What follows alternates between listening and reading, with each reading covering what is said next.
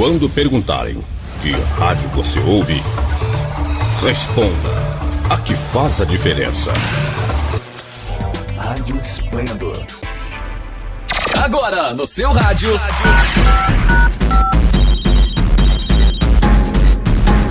Esplendor Entrevista, um bate-papo animado e descontraído que você ouve aqui na sua rádio web Esplendor.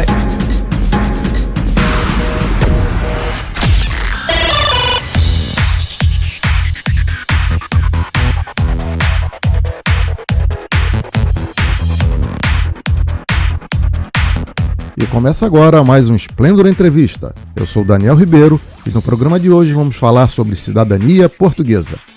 A colonização no Brasil por Portugal criou uma grande relação entre os dois países. Muitos brasileiros possuem algum ascendente português. E se você está procurando informações de como obter a cidadania portuguesa, preste muita atenção nessa nossa entrevista. Nós vamos conversar com Amara Farage, direto de Portugal. Amara Farage é advogada brasileira, atuante em Portugal há mais de 10 anos. Trabalha com direito de família, inventários, processos de nacionalidade e direito internacional. Seu escritório fica localizado na cidade do Porto e possui parcerias internacionais com a Alemanha, Espanha, Brasil, Itália, Polônia, Irlanda e Suíça. Nossa entrevistada vai passar dicas valiosas e todas as informações necessárias para você que quer obter a tão sonhada cidadania portuguesa.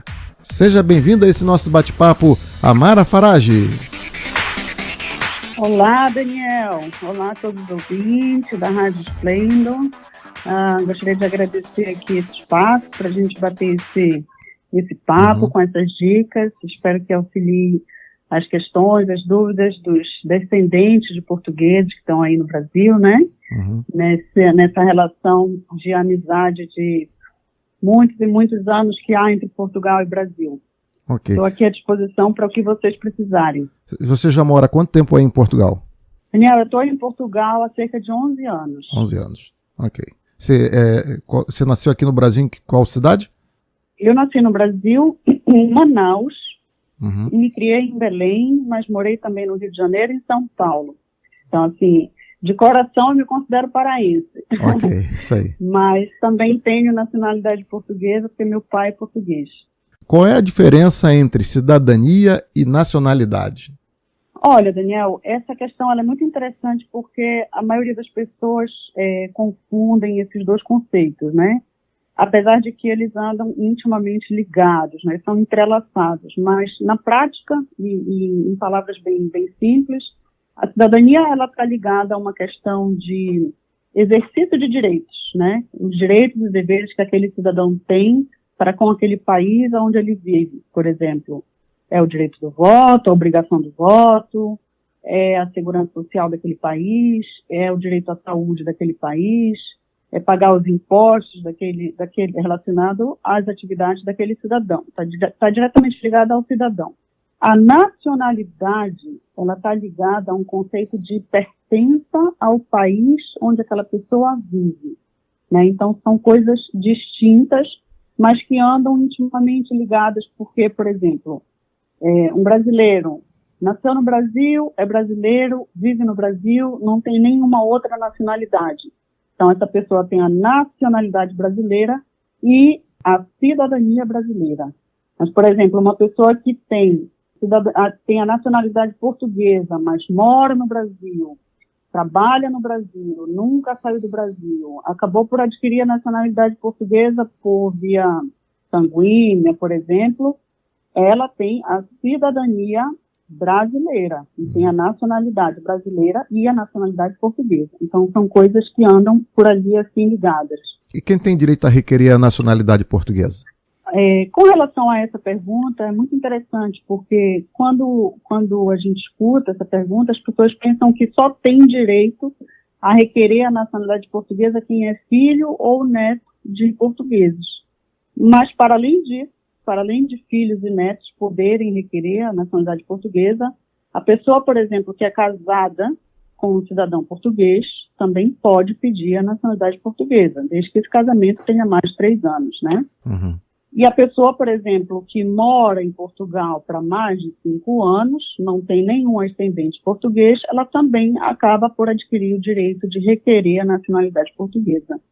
A gente ouve muito falar assim, em diferenças entre receber a nacionalidade por atribuição ou por aquisição. Como é que é isso aí? Como é que funciona isso?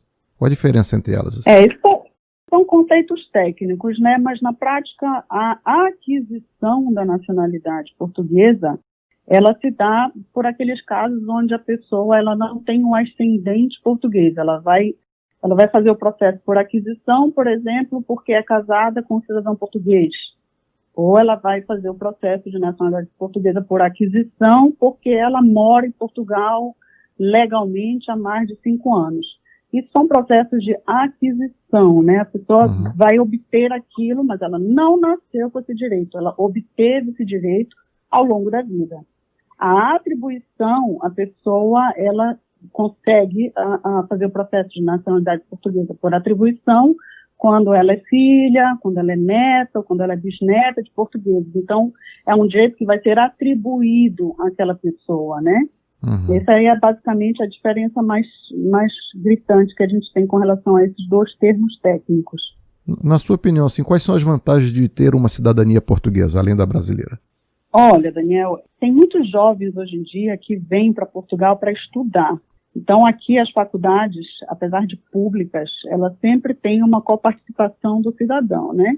O cidadão, mesmo sendo um cidadão nacional, ao entrar numa faculdade, por exemplo, ele tem que pagar o que a gente chama de propinas, né? As propinas da faculdade. Se a pessoa ingressa numa faculdade portuguesa, por exemplo, com a nacionalidade portuguesa, ela vai pagar as propinas iguais a um estudante nacional. São propinas mais baixas, tá? E se a pessoa ingressa com o estatuto de estudante estrangeiro, ou seja, sem uma nacionalidade portuguesa, ela já vai pagar umas propinas maiores, muito mais elevadas. A Faculdade de Coimbra, por exemplo, ela tem umas propinas altíssimas para quem é estudante estrangeiro. Então, para mim, isso é uma grande vantagem para essa leva de estudantes, né, qualificados que estão vindo para Portugal para poder estudar.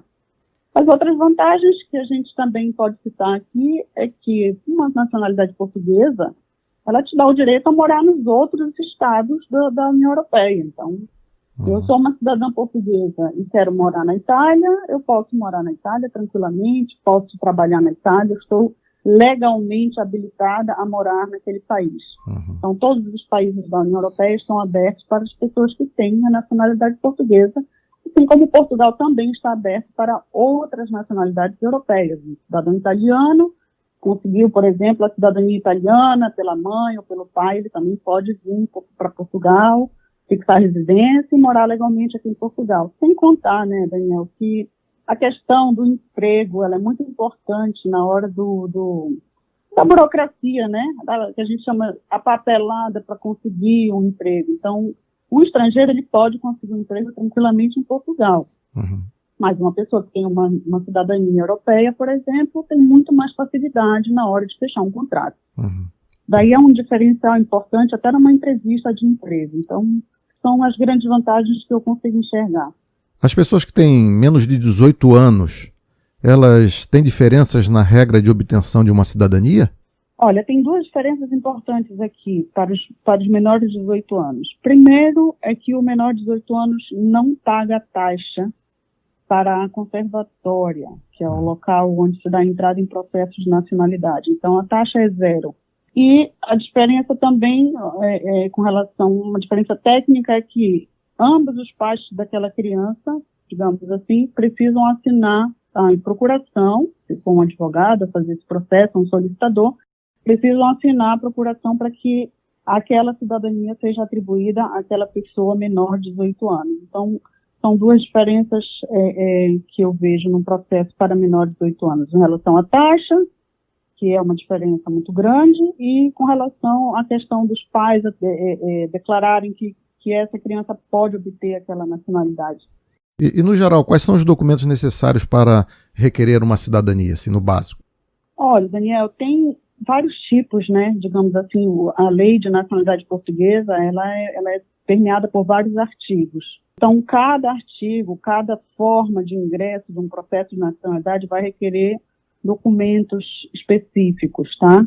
Mas existe, obviamente, documentos que são transversais. O documento que é necessário para todos os processos de nacionalidade é a certidão de nascimento em modelo inteiro teor com apostila de Haia daquele requerente àquela cidadania.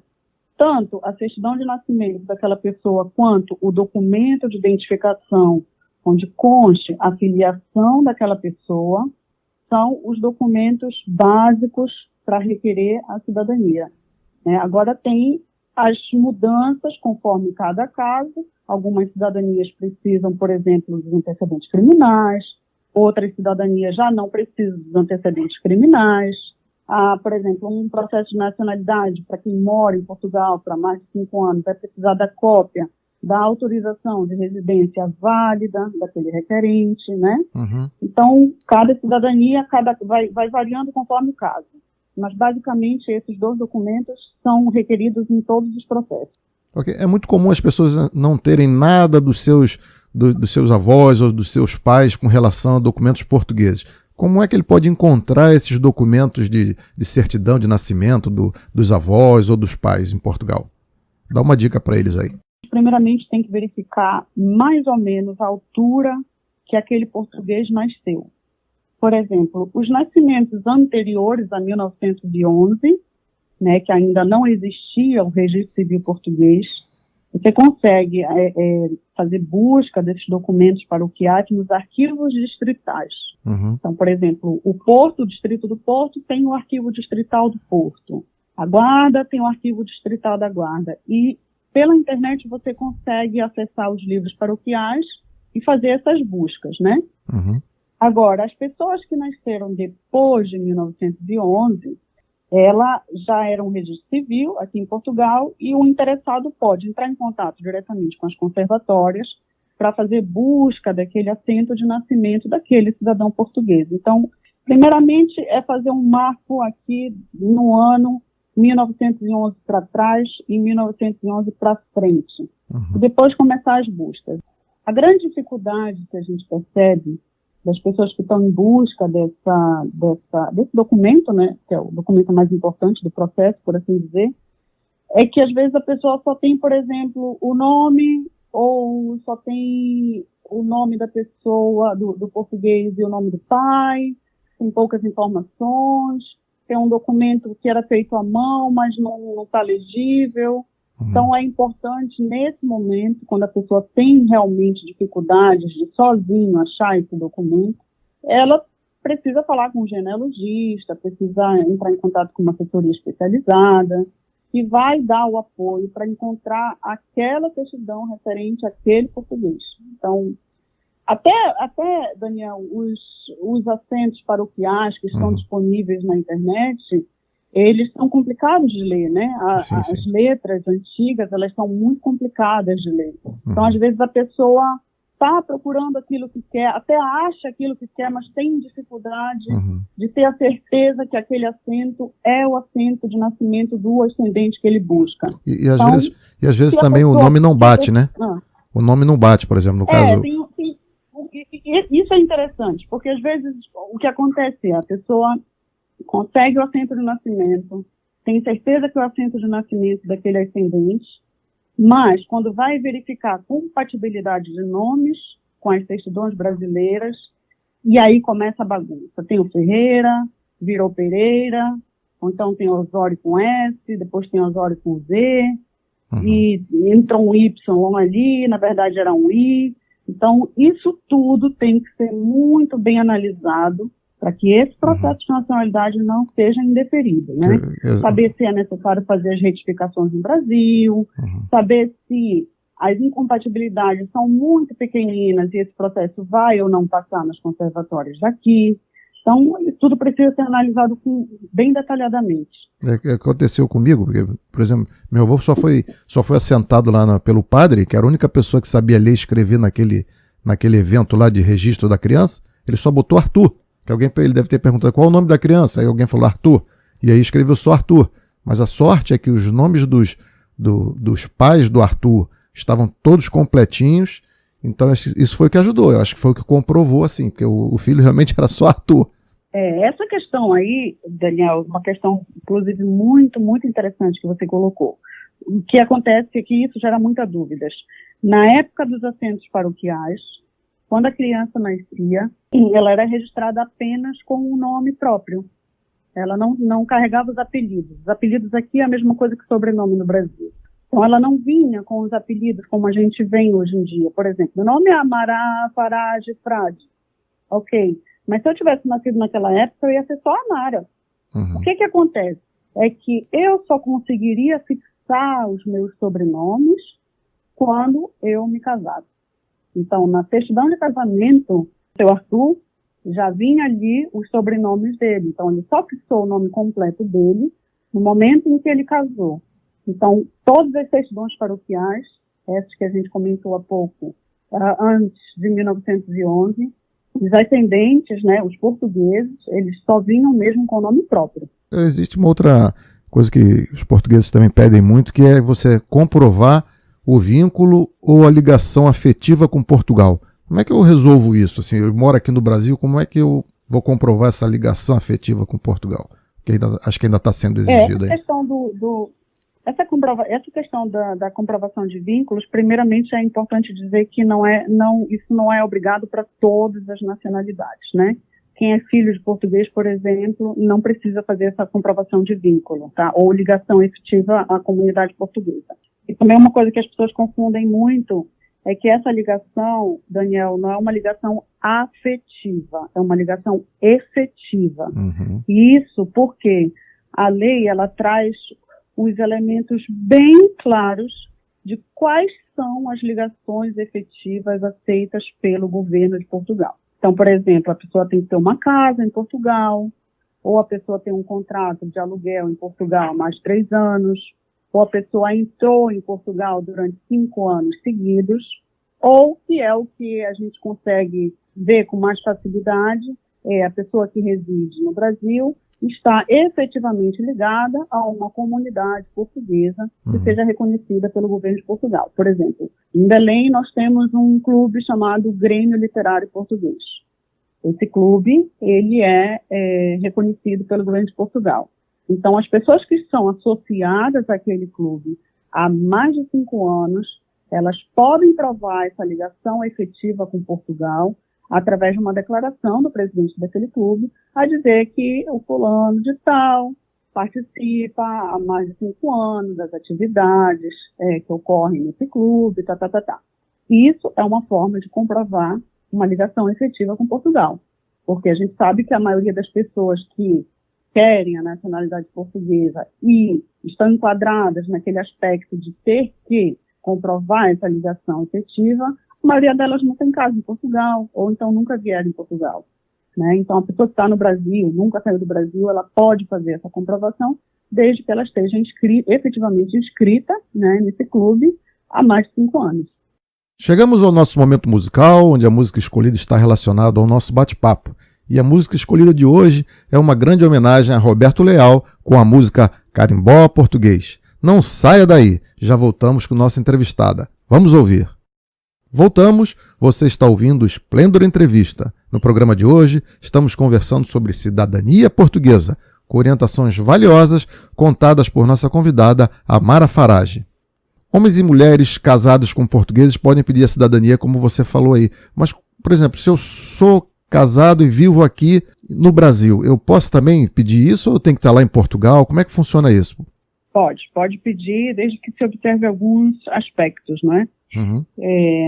Tanto o homem casado com uma cidadã portuguesa, quanto a mulher casada com um cidadão português pode requerer a nacionalidade, desde que este casamento tenha mais de 3 anos, já com um filho português, ou seja, essa pessoa tem um vínculo com Portugal, porque existe um filho já havido deste casamento português, ou se essa pessoa não tiver um filho português ou não tiver nenhuma ligação com Portugal, ela pode dar entrada no processo de nacionalidade dela, desde que esse casamento tenha mais de 5 anos.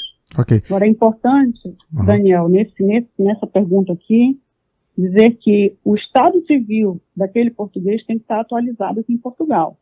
Isso significa dizer que aquele casamento tem que estar transcrito, né, tem que estar comunicado para Portugal, para o IRN aqui em Portugal. Uhum. Se, por exemplo, der entrada nessa nacionalidade e tem mais de 5 anos, tem filhos portugueses, tem o direito, né, a pedir, mas eventualmente se esse casamento não tiver transcrito, esse processo vai ser indeferido.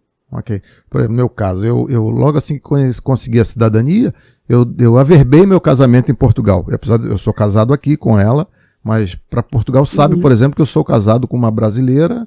Nesse caso, ela poderia pedir, por exemplo, quem tem o mesmo processo que eu, assim, poderia conseguir. Sim, se o seu casamento tiver mais de 5 anos, pode pedir. Eu já tinha casado muito tempo do Brasil, mas de Portugal, logo assim que saiu a certidão, na semana seguinte dei entrada na averbação do meu casamento brasileiro lá com ela. Aí essas pessoas também que têm essa mesma situação conseguem também para a esposa, para o cônjuge. Consegue, Daniel, porque isso é interessante. Tem muitos clientes que nos procuram com essa questão. Se os 5 anos conta da data do casamento realizado fora de Portugal, ou seja, no Brasil, por exemplo, ou se conta da data da transcrição do casamento para Portugal. Uhum. Então, o prazo conta-se a partir do evento jurídico ocorrido, ou seja, a data conta a partir do casamento ocorrido fora de Portugal, não é da data da transcrição. Okay. Tá? A transcrição é uma obrigação do cidadão português que precisa deixar o seu estado civil atualizado, mas a data efetivamente conta-se a partir do casamento ocorrido no Brasil.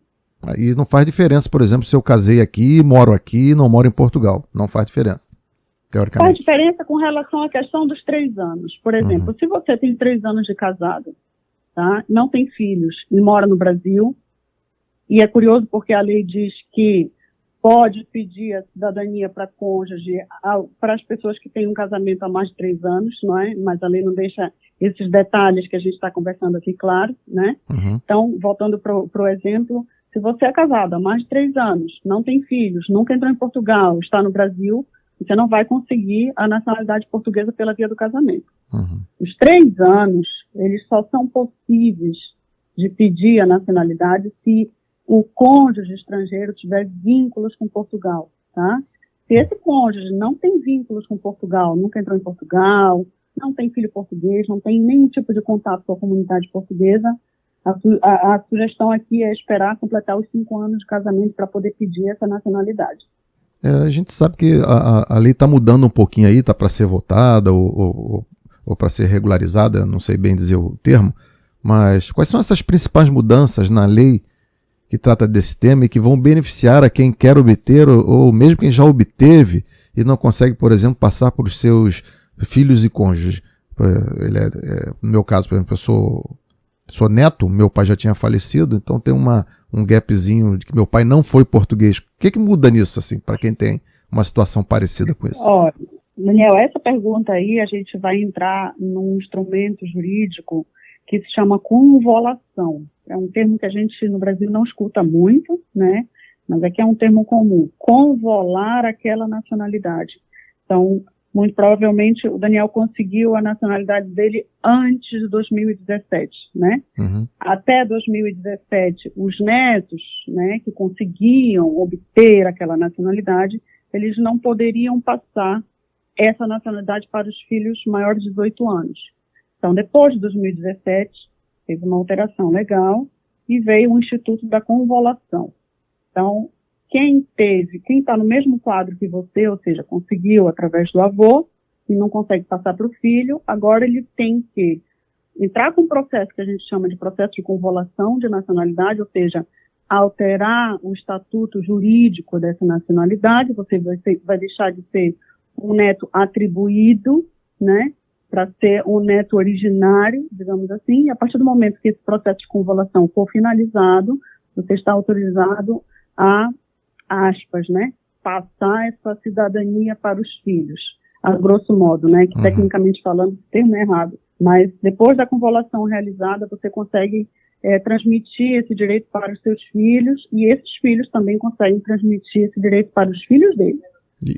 Isso na lei Então, nova? Ou... Tem um marco histórico aqui em 2017 muito importante, porque muita gente não sabe, e segue dizendo, eu consegui pelo meu avô, mas eu não tenho condições de passar para meus filhos. Agora já tem condições. Já tem pode. Que fazer a convolução, pode, tem que fazer a convolução, mas é um processo um bocado demorado, né, que é julgado por Lisboa. Depois que o processo de convolução tiver deferido, tiver todo concluído, você já consegue transmitir esse direito para os seus descendentes. Ok, você falou que filhos menores, né? Por exemplo, se o seu filho tem 17 anos, esse processo conta a partir daí e ele vai fazer 18 e o processo não foi julgado ainda, mas já está contando ou vai suspender, por exemplo? Não, Daniel, não percebi muito bem a tua pergunta. Estás falando com relação à questão dos netos? Isso, dos netos. Por exemplo, um filho que tem 17 anos, se o processo é demorado, pode ser que no meio do processo, antes do processo terminar, ele complete os 18. Conta da data da entrada ou se ele completar 18 anos, ele perde o direito? Da data, entendi. Conta da data da entrada, tá? Okay. Mas é importante o que você está dizendo aí, é importante falar uma coisa. Para os netos anteriores a 2017, eles conseguem passar a cidadania para os filhos menores, mas esses filhos menores, eles têm que ter algum vínculo com Portugal, tá? Uhum. Então, assim, eu vejo muitos processos sendo indeferidos porque a pessoa pega a letra da lei crua, lê e obviamente, não vai ver os detalhes todos, não vai no regulamento da lei de nacionalidade. A lei de nacionalidade tem um regulamento enorme, né? Então, ali naquele regulamento você consegue ver todos os detalhes que são causas de deferimento ou indeferimento de processo. Então, por exemplo, se o Daniel conseguiu a nacionalidade dele pelo avô antes de 2017, ainda não fez a convolução, mas entra com o processo daquele filho menor, esse processo só vai ser deferido se aquele filho menor tiver algum vínculo com Portugal, tá? Uhum.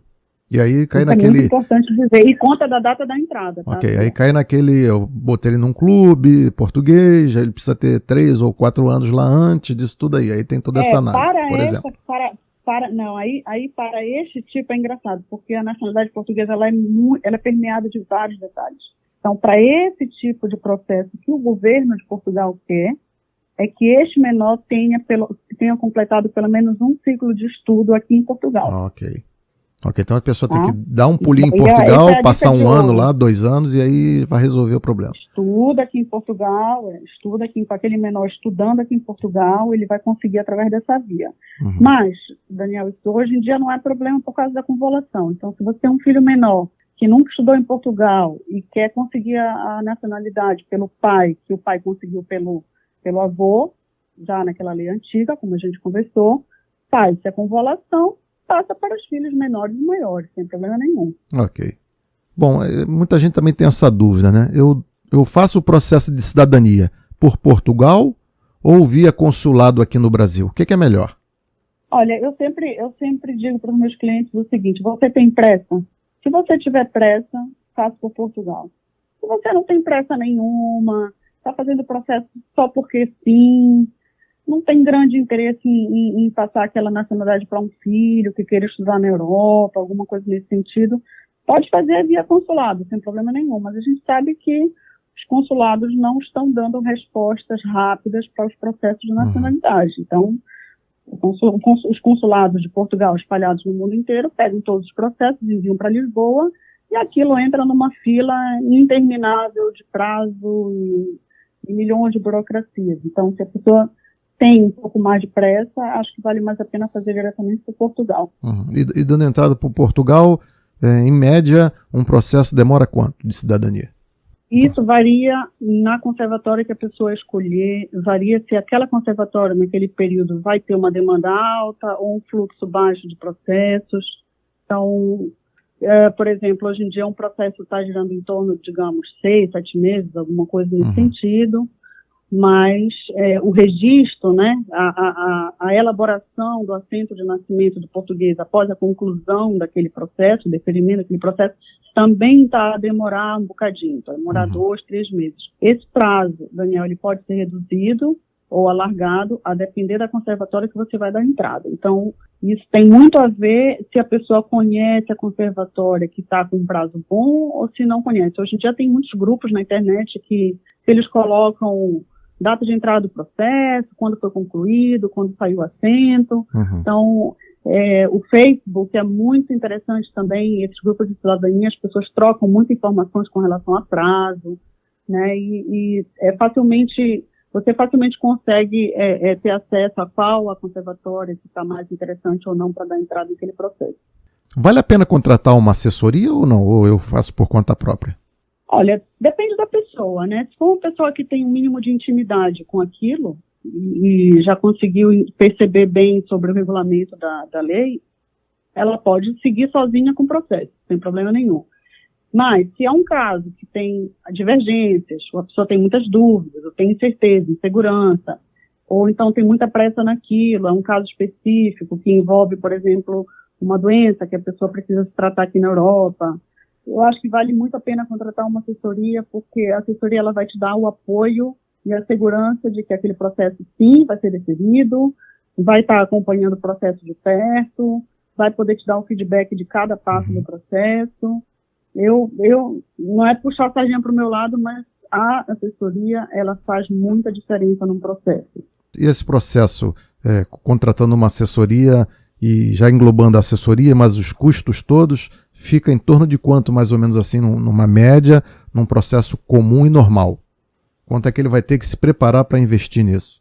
Depende muito, Daniel. Eu não vou conseguir te dizer um valor exato. O que eu posso te dizer é o valor da taxa, né? Isso. A taxa da conservatória para um processo de filho, por exemplo, são 175 euros, né? A taxa da conservatória para um processo para cônjuge são 250 euros. Agora, o valor que cada profissional cobra depende, varia bastante. E também a gente tem que levar em consideração que o Brasil, ele não tem uma regra única nos cartórios, ele não tem um preço tabelado de cartórios. Então, o quanto a pessoa vai gastar com as certidões, com apostilamento, vai variar também de qual cidade a pessoa mora, sim. de Até qual o lugar próprio está cartório. aquela certidão Às vezes, de nascimento. na mesma cidade tem diferença. Tem muita apostilamento. diferença. Por exemplo, a gente sabe que Brasília o apostilamento é mais barato, Minas Gerais também é um preço mais acessível, tem outras cidades que o apostilamento é para mais de R$150, não é? Então, tudo isso, botado na ponta do lápis, ele vai causar uma variação naquele orçamento. E também vai variar, obviamente, de qual profissional a pessoa vai escolher para fazer aquela assessoria. Eu lembro que na minha época foi exigido que eu tivesse tido aulas de português na minha formação. Pronto, mas isso já ainda acabou na lei. Graças a Não Deus. existe mais. Depois de 2017, não fazia sentido, né? Mas acabou, Daniel, para as pessoas que nasceram em países lusófonos, tá? As pessoas que nasceram em países que não fazem parte da lusofonia, digamos assim, ainda precisam comprovar que falam português. E eu lembro na época que eu mandei meu diploma de universidade e reclamaram, não gostaram. Eles queriam que fosse o histórico do meu ginásio, que na época eu fazia ginásio, né? Que tinha lá língua portuguesa. Tinha que estar escrito lá língua portuguesa. Aí eles aceitaram. Exatamente. Era essa a exigência antigamente, para brasileiros e não brasileiros, mas para os brasileiros, cabo-verdianos, etc., isso daí já caiu. Quem faz parte da lusofonia não precisa mais fazer essa comprovação. Agora a gente sabe que tem uma lei que foi votada agora dia 2 de outubro, vai seguir agora para fazer todo o trâmite presencial, e, enfim, o regulamento. A gente não sabe o que é que vai vir nesse regulamento, né? Se isso vai voltar ou não. Eu entendo que se a obrigação e a exigência de voltar a questão de comprovar a língua portuguesa para brasileiros, por exemplo, se eventualmente isso voltar nesse regulamento, eu entendo como um retrocesso. Porque, óbvio, a pessoa nasceu no Brasil, ela fala português. Né? E é o maior país... Então, não precisaria comprovar que fala português. E é o maior país de língua portuguesa que tem, né? Assim, não tem nenhum país desse tamanho que fale... Então, apesar de ser diferente, mas é português. Pois dizem que vai voltar essa exigência. Mas, honestamente, se essa exigência voltar para brasileiros, eu vou considerar isso um retrocesso grande da lei de nacionalidade. Esperemos que não. Ok, Amara. Se você quiser agora divulgar suas redes sociais ou seus contatos para quem está querendo fazer um processo de cidadania e queira te contratar, fica à vontade aí. Como é que as pessoas te acham? Olha, aqui no nosso escritório a gente tem um site que existe um formulário para a pessoa entrar em contato com a gente. O site é www.amara, com H no final, farage.net, ou a gente também atende via WhatsApp, um horário determinado que a gente separou durante o nosso dia para atender via WhatsApp.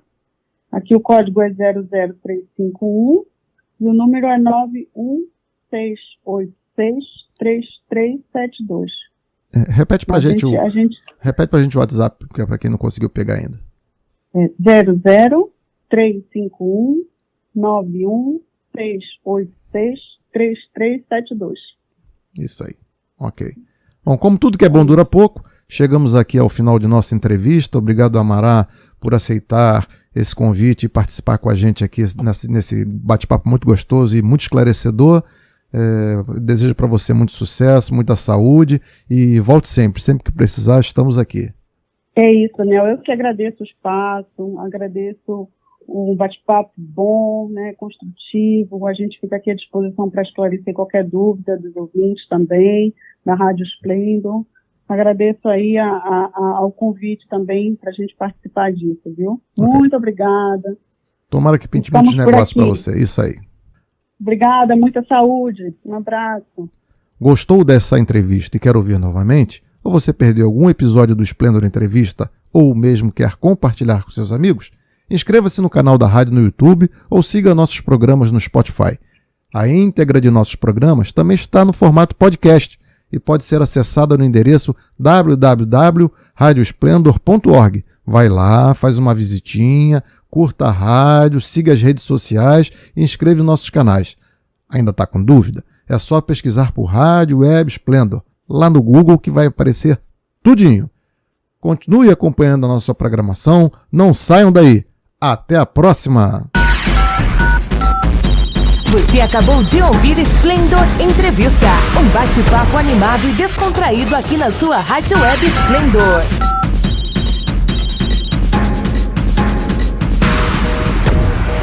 Se liga aí, qualquer momento tem mais.